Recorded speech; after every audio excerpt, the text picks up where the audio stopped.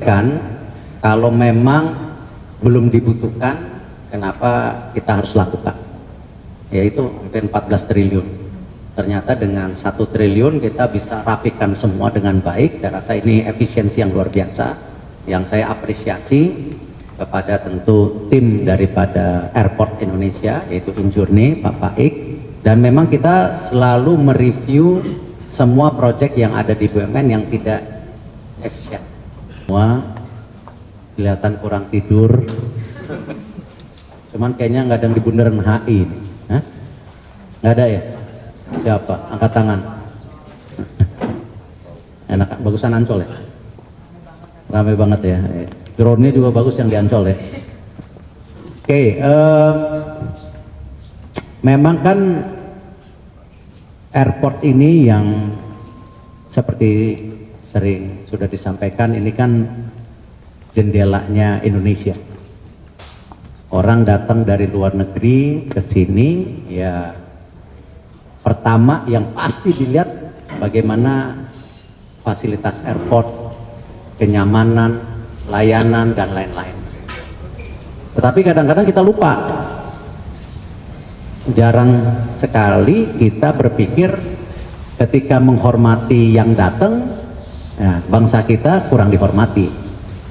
Nah, inilah kenapa kita juga mengupgrade ya seluruh bandara yang ada di Cengkareng ini, Soekarno-Hatta, dan juga Bali, tidak hanya yang internasional maupun domestik. Nah, khususnya hari ini tentu Bapak Presiden Pak Prabowo sudah berapa kali bicara, sistem umroh haji pun harus diperbaiki. Harus transparan, accountable, ya, nyaman, nah, dan penting sekali yang tadi saya sampaikan, menghormati bangsa kita sendiri itu sebuah pelajaran yang kita harus bina juga. Jangan hanya menghormati bangsa luar. Saya hari ini sengaja mengecek bagaimana rencana besar, nanti Pak Faik sampaikan, pelayanan umroh haji. Ya, yang ini notabene ya acara spiritual yang sudah menjadi ritual ya, tetapi secara ekosistemnya belum kita rapikan. Nah, kita mulai dari airportnya dulu nih ya, karena nanti kan pasti kita harus bekerja sama dengan Menteri Agama, Menteri Haji dan Umroh yang memang nanti baru bisa berjalan 2026, tapi kita coba ekosistemnya kita rapikan dulu. Nah, salah satunya kalau kita lihat jumlah haji itu kan nanti bisa mencapai 241.000, yang sekarang kurang lebih 221.000. Di sini saja kurang lebih 10.000 ya yang melakukan ibadah umroh, itu antara yang pergi dan yang hadir ya, yang datang. Lalu kita lihat juga belum umrohnya itu mungkin 1,3 sampai 1,5 juta, luar biasa angka. Nah, inilah kenapa kita tata ulang, bagaimana ada masjid yang baik, ya, ada tempat manasik, lalu ada lounge yang baik. Nanti juga yang untuk reguler juga saya tadi udah saya minta dirapikan, ya, jangan hanya yang VIP, ya, jangan yang hanya tentu kelas menengah, tetapi yang kelas-kelas lainnya harus sama prioritas pelayanannya, ya. Nanti Pak Faik ya. Kalau nanti makanya tadi saya ngecek sampai sana, bukan hanya di sini. Kalau di sini udah luar biasa. Ya, ini bagian fasilitas yang saya rasa terus kita upgrade untuk airport. Ya, mungkin Pak Faik sampai. Ya, terima kasih. Jadi kita hadapi selama ini, terutama untuk traffic management ya. Kalau kita lihat di Soekarno-Hatta ini kan trafficnya luar biasa. Per hari itu rata-rata 150.000 orang yang berada di bandara yang berangkat dan datang, dan khusus yang terkait dengan umroh itu sehari itu sekitar 10.000, 5.000 berangkat, 5.000 datang. Dan ini apa yang kita lakukan di 2F ini adalah bagian dari upaya kita memperbaiki pelayanan khususnya untuk para jamaah umroh, karena mereka itu punya karakteristik dan kebutuhan yang khusus, karena mereka traveling dalam rombongan yang besar ya, dan kebutuhannya pun berbeda. Sehingga persoalan-persoalan yang mereka hadapi di Terminal 3 itu kita selesaikan di sini. Karena di sini kita juga menyiapkan masjid ya di dalam terminal. Ini ada di lantai 2, luasnya 3.000 meter sehingga bisa menampung sampai 2.000 orang, dan itu udah sangat nyaman. Dan kemudian kita siapin lounge, kemudian area meet and greet di keberangkatan dan di kedatangan, ya itu juga menyesuaikan kebutuhan mereka. Karena selama ini kalau di Terminal 3 kita tidak bisa menyiapkan fasilitas yang untuk jamaah dalam jumlah banyak. Nah, harapannya ini akan mengurangi kepadatan di Terminal 3, tapi buat jamaah umroh di sini jauh lebih nyaman. Nah, ini rencananya Pak Menteri nanti kita akan operasikan di akhir bulan Januari. Ini sudah kita selesai semua. Nah, tentu saja nanti kita akan atur koordinasi dengan CIQ dan juga dari teman-teman airline, ya, karena kita mengharapkan nanti yang direct flight ke Jeddah akan dari sini. Nah, kalau untuk airline yang mixed passenger, ya misalnya yang tidak direct langsung ke Jeddah lewat negara lain, kan ada penumpang yang reguler, ada penumpang yang umroh. Yang umrohnya lewat sini, tapi yang reguler tetap di sana. Nanti dari sini ada bis yang kita siapkan untuk dibawa ke Terminal 3. Jadi dengan pola seperti ini akan jauh lebih baik lagi pelayanan yang bisa kita berikan, tidak hanya untuk jamaah umroh, tapi juga untuk di Terminal 3. Karena kita juga persoalan yang kita hadapi di Terminal 3 juga masalah kepadatan traffic yang cukup besar, Pak. Jadi kalau kita split di sini, maka kepadatan di Terminal 3 juga akan jauh lebih berkurang. Gitu ya, Pak. Ya. Jadi airport Indonesia kita akan terus bersaing dengan airport-airport yang ada di dunia, ya, Pur. Ya, kita harus bisa setara bahkan lebih. Itu yang kita dorong, bagaimana kita berusaha menjadi sebuah negara yang bisa membangun tentu tadi ekosistem umroh haji maupun ekosistem pariwisata secara menyeluruh. Ya, tetapi tadi kita sampaikan pasti kita akan bekerja sama dengan menteri-menteri teknis, apakah menteri pariwisata, apakah sekarang menteri agama atau menteri umroh dan haji ke depan. Kita siapkan secara ekosistemnya dan standar mutu yang setinggi-tinggi. Gitu. Ada pertanyaan? Jadi gini. Untuk direct flight itu dari Saudi Air ada 5 kali sehari, dari Garuda 3 kali sehari, dan kemudian dari Lion ada yang langsung dari sini, sudah 2 kali sehari. Jadi yang langsung adalah Garuda, Saudi Air, dan Lion. Nanti semuanya akan berangkat dari sini. Kemudian umroh yang menggunakan misalnya Emirates, Qatar, tetap check-in berangkat dari sini, ya, tapi nanti dengan menggunakan bis dibawa ke Terminal 3. Dan penumpang yang reguler yang non umroh tetap berangkatnya dari sana. Nanti ketemu di pesawat. Yang mix langsung ke pesawat. Ya, ya. Jadi mengurai Terminal 3 karena kita harus urai, termasuk bagaimana airport ke depan juga yang low cost itu akan berbeda terminal. Nah ini, dan kita mendorong tadi semua slot jamnya itu diatur. Ya, selama ini kita sudah diskusi dengan Menteri Perhubungan, Pak Menhub mendukung, nanti slot semua kita atur, bahkan kita bisa airport ini ya tadi seperti kota sendiri yang 24 jam hidup. Ya, jadi ini kita yang coba perbaiki, jadi inefisiensi bisa kita carikan solusinya kalau memang kita mau sama-sama bekerja sama semua pihak. Berarti nanti nggak akan ada penumpang haji dan umroh lagi di Terminal 3 ya Pak? Maksudnya itu kapan Pak? Secara bertahap. Ya, jadi paling kita akan mulai di akhir bulan Januari. Ya. Termasuk yang haji itu ya Pak? Bukan Umroh. Ini umroh dulu. kalau yang haji. Haji kan berbeda sendiri. Kan? 2022-nya haji Pak? Iya. Penegasan berarti Pak, tadi kan semua fasilitas ini sudah dibenarkan gitu ya, ini bakal ada nggak opsi untuk Kan kalau memang belum dibutuhkan, kenapa kita harus lakukan? Yaitu hampir 14 triliun. Ternyata dengan 1 triliun kita bisa rapikan semua dengan baik. Saya rasa ini efisiensi yang luar biasa, yang saya apresiasi kepada tentu tim daripada Airport Indonesia, yaitu Injourney, Pak Faik. Dan memang kita selalu mereview semua proyek yang ada di BUMN yang tidak efisien. Ya, kita harus lakukan. Seperti salah satunya yang saya akan periksa hari ini mengenai konektivitas dari airport ke pusat kota. Nanti habis ini. Kenapa? Di seluruh dunia sudah seperti itu. Cuman saya yakin kalau survei, saya udah minta tolong disurvei ya. Berapa persen penumpang yang sampai Jakarta, baik internasional dan dari domestik, yang tahu ternyata ada konektivitas kereta ke tengah kota. Saya yakin masih rendah. Nah ini yang nanti step berikutnya saya ingin ada perbaikan konektivitas. Bahkan Pak Menteri Perhubungan pun sudah memikirkan bagaimana nanti dari pusat kota dikonek ke LRT. Tapi itu beliau yang membuat terobosan. Walaupun beliau sudah paparin ke saya bilang wah bagus Pak, kita tinggal nunggu. Nah karena ini memang tadi untuk mengurangi beban daripada tentu traffic yang kita alami sekarang, tentu khususnya di Jakarta ya, mau tidak mau harus kita uraikan secara bersama-sama, termasuk tadi mengurangi penggunaan kendaraan pribadi dari airport ke tengah kota.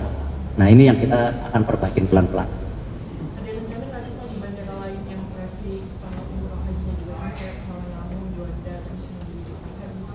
Nah, memang percontohannya baru di sini, ya karena kan untuk Kuala Namu sendiri, nanti Makassar itu progres berikutnya. Kita sekarang fokus Jakarta dan Bali dulu, baru nanti bertahap kita lihat di tempat-tempat lain. Cukup? Pak, mau tanya, kemarin Pak Wakil Menteri Agama mengatakan membuka opsi untuk menggunakan maskapai lain selain ini haji ya Pak, selain Garuda Indonesia. Mungkin dari Bapak ada tanggapan?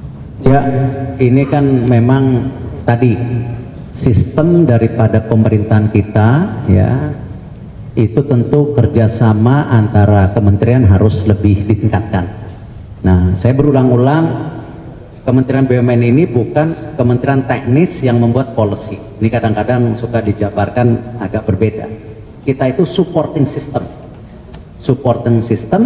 untuk program pemerintah.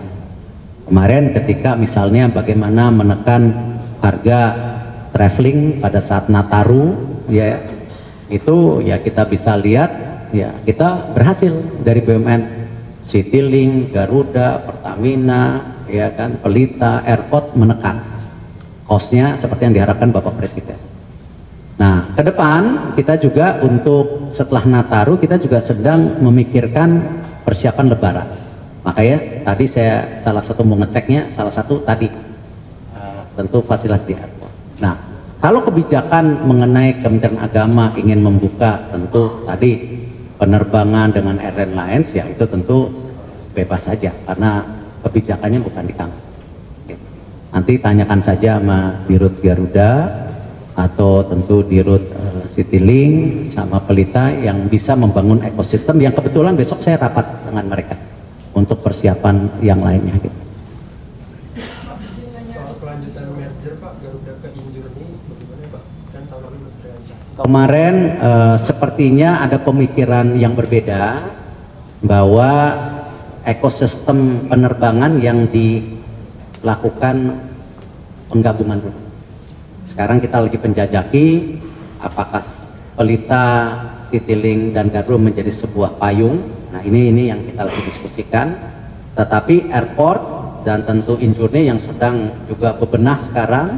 Ya kita tahu sekarang kita sedang konsolidasi juga hotel-hotel. Ya hampir 133 hotel, 37 hotel sudah siap. Makanya kemarin salah satu yang kita coba kerjasamakan dengan grup daripada perusahaan Eagle Hills yang waktu itu foundernya datang Pak Muhammad Al-Abar ya, yang merupakan pendiri MR juga. Nah itu kita juga dorong bagaimana private sector kita juga kerjasamakan. Jadi kita selalu bilang 5 tahun terakhir saya rasa BUMN itu banyak sekali mendorong kerjasama dengan private sector. Ya kita tidak menara gading seperti yang dulu-dulu gitu. Bahkan kalau kita lihat UMKM juga kita coba kerjasamakan gitu. Nah jadi kita terbuka aja dalam pembangunan daripada perbaikan ekosistem secara menyeluruh. Yang tadi salah satunya di industri penerbangan. Kalau saya melihat begini, saya coba memaksimalkan aset dan konektivitas yang ada, jangan sampai tidak maksimal. Kita tahu kita sudah efisiensi di airport, itu Terminal 4 yang tadinya mau dibangun 14 triliun, ternyata dengan 1 triliun kita bisa naikkan tetap jumlah penumpangnya. Tetapi kita relokasi daripada tadi yang low cost ke terminal titik-titik, yang umroh terminal titik-titik, yang lainnya tetap di mana. Jadi kita coba remapping. Nah sama tadi, kalau kita benchmarking di banyak negara, saya masih yakin paling tidak rata-rata penumpang dari airport ke titik kota itu mungkin angkanya bisa 30-40%. Memang tadi ada disampaikan di Jepang 80%. Oke, kita jangan bandingin Jepang lah. Memang kulturnya luar biasa. Cuma di banyak negara 30% lah kira-kira. Artinya apa? Kalau 56 juta penumpang yang ada di airport ya, penerbangan maksudnya, itu 20% terserap untuk tadi kereta bandara ini yang ke titik kota itu kira-kira 10 juta. Nah makanya tadi ada kesepakatan antara KAI dan juga airport ya, bahwa kita akan maksimalkan tadi konektivitas dari tentu terminal naik ke kereta apinya, dan kereta api bisa menyuplai penumpang langsung ke titik kota. Kalau 20% itu kurang lebih 10 juta. 10 juta. Sekarang ini masih kira-kira 1,5 juta. Jadi 1,5 juta. kalau kita bilang masih banyak sekali yang bisa dikembangkan. Makanya kita coba tadi mana beberapa yang kita ingin perbaikin, ya mungkin perlu waktu 6 bulan lah. Ya, tapi kembali tahun 2025 akhir saya minta udah lebih maksimal nanti. Gitu. Supaya ini benar-benar terintegrasi. Gitu. Kenapa? Contohnya yang perlu diperbaiki. Ya, ada beberapa tadi masukan dari kunjungan Pak Menteri dengan kita gitu. Yang perlu memang ditekankan adalah dari hulu hilir, dari tempat sini dan juga dari airport. Tadi kita lihat di airport sendiri kurang informatif. Banyak beberapa spot yang kalau menurut hasil kunjungan adalah tidak ada satu informasi yang cukup jelas mengenai kereta bandara, sehingga itu yang nanti akan kita tingkatkan. Yang kedua dari stasiun sini pun rencananya juga sudah ada rencana kita mau berhentikan kereta dari BNI City ke stasiun Sudirman supaya orang yang dari LRT gitu kan, yang mau ke bandara gitu nggak perlu ke BNI City tapi cukup di Sudirman karena jarak berjalan kakinya lebih sedikit gitu. Dan yang ketiga memang kita juga sudah berlakukan dynamic pricing dan juga akan ada pricingnya secara progresif. Ini kita lagi kaji, mudah-mudahan ini akan segera kita launching. Kalau yang udah revitalisasi di stasiun Sudirman Pak atau gimana? Sementara enggak. Hanya Hanya memberhentikan. memberhentikan. Ini yang tadi bilang kan bagaimana membangun ekosistem seperti tadi. Mungkin di karet ya Ditutup. gitu. Ya sama lah kayak kita mengenalkan kereta api langsung dari Jakarta Jogja, Jakarta Semarang kan itu salah satunya ada strateginya.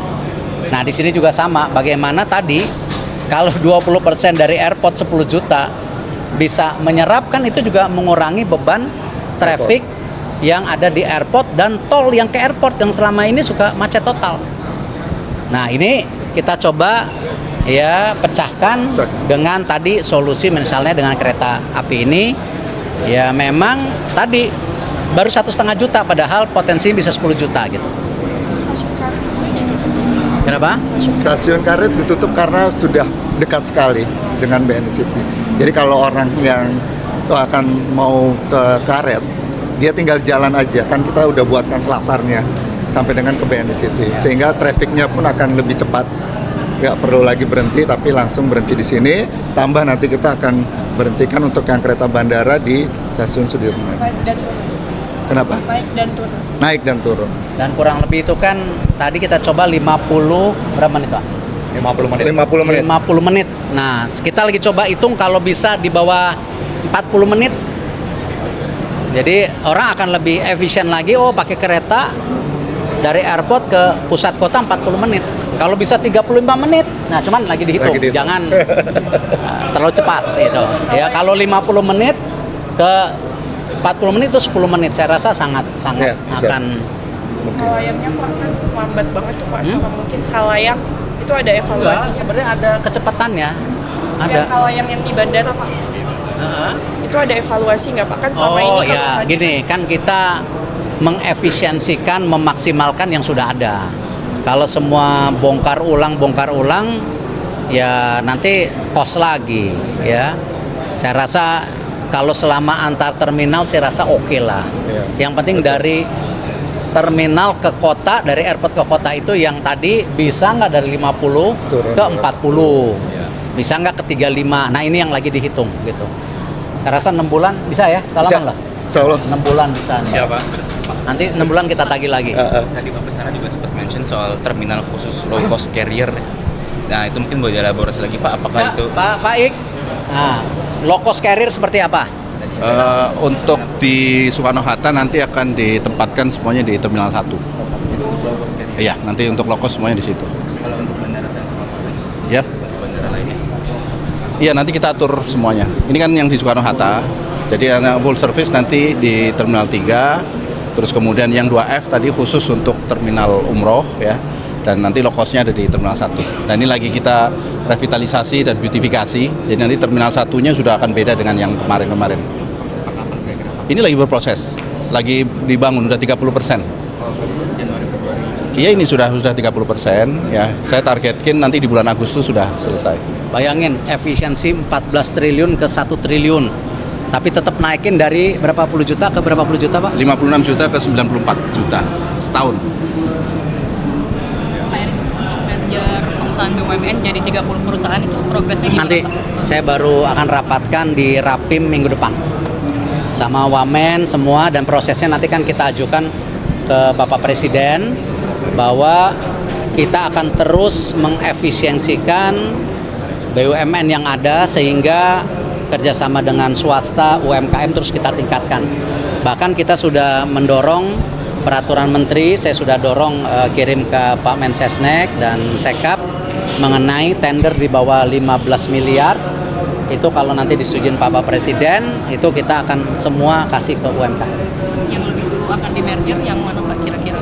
Nanti sesuai dengan kajiannya kan masing-masing, kadang-kadang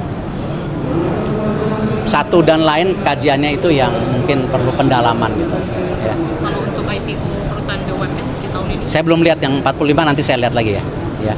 Cuman ada beberapa kerjasama yang seperti rumah sakit sudah bekerja dengan INA dan juga bekerja sama dengan Swire dari Hong Kong yang punya KT Pacific itu sudah. Lalu kita jajaki yang hotel seperti pesan Pak Prabowo, hotel ya udah BUMN nggak usah, nggak apa-apa. Kita coba partnerkan gitu. Satu lagi Pak, kan kemarin akhir tahun BUMN pertahanan kan ada banyak perombakan direksi tuh Pak. Nah itu di Rut PT PAL, Pak Jenot masih jadi di Rut, sementara kan rangkap jabatan jadi Waka Danantara tuh, itu gimana Pak? Ya kan kajian Danantaranya belum tuntas. Jadi Pak Jenot belum menyalahi. Tapi nanti kalau memang sudah ada, ya memang tidak boleh rangkap jabatan. Kalau sekarang masih proses nggak apa-apa, saya rasa.